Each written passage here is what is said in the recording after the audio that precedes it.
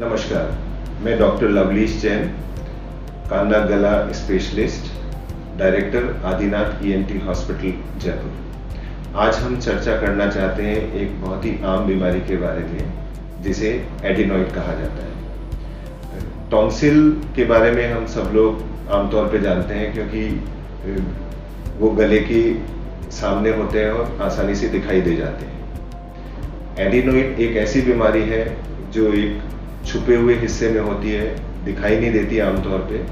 ये कुछ बहुत ही कॉमन लक्षण पैदा करती है जो है जुकाम होना, नाक का बंद होना, सांस लेने में दिक्कत होना, खर्राटे आना, नींद टूटना, बार बार कान में बंद बंद होने की शिकायत होने लगती है। ये हमारे सांस का रास्ता है जो हम नाक से सांस लेते हैं और हवा गले से होती हुई छाती में जाती है। इस स्थान पर एडिनॉइड टिश्यू जन्म से रहता है। बार बार जुकाम होने पर यह टिश्यू बढ़ जाने से इस रास्ते को पूरा ब्लॉक कर देता है।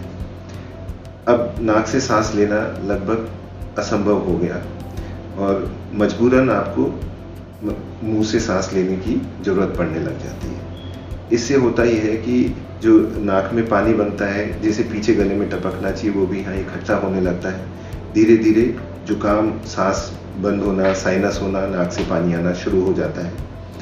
ये बढ़ने की वजह से कान के ऊपर भी दबाव डालने लगता है जिससे कान में भी पानी भर जाता है।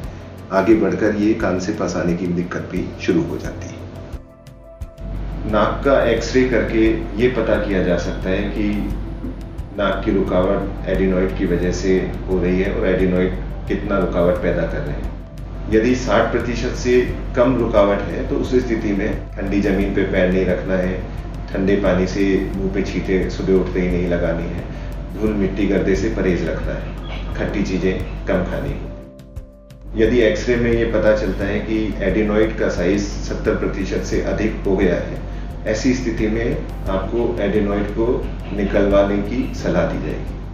हमें कोई प्रॉब्लम नहीं थी, मेडिकल हिस्ट्री में किसी भी चीज़ में हमें कोई प्रॉब्लम नहीं थी। हम आसानी से अपनी लाइफ बिता रहे थे अनलेस जब हमें पता चला हमारा एक बच्चा है, नवासा ये मेरा रेयान अली, ये काफ़ी दिनों से परेशान था। हम जगह जगह से डॉक्टर के पास ले जा रहे थे। रात को इसको सोने में तकलीफ होती थी, ये सो नहीं पाता था, इसके कान में दर्द रहता था। हमने इसे नॉर्मल डॉक्टर को जो पेडियाट्रिक होते हैं उन्हें दिखाया, उसने मेडिसिन दी, उससे ठीक हो जाता है। फिर थोड़े दिन बाद उसकी तबीयत फिर ख़राब हो जाती थी, बार बार कान में दर्द, रात भर ना सोना, मुंह से सांस लेना।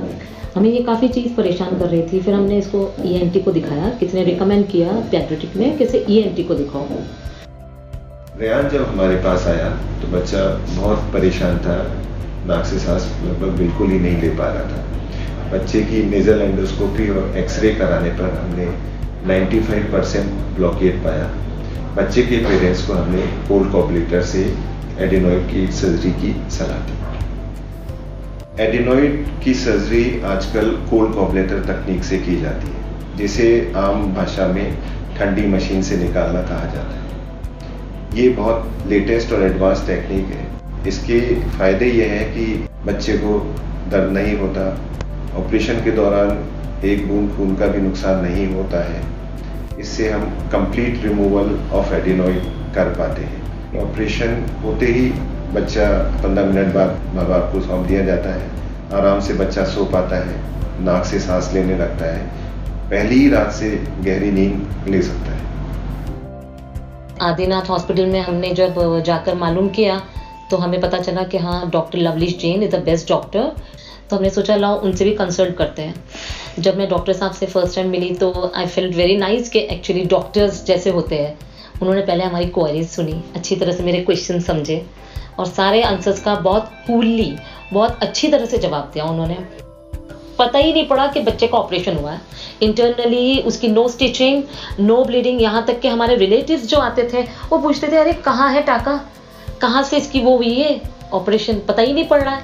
और माशाल्लाह 24 आवर्स में तो इसको सब खाना पीना, इसका भागना दौड़ना, स्कूल भी तक जाने बता दिया उसको।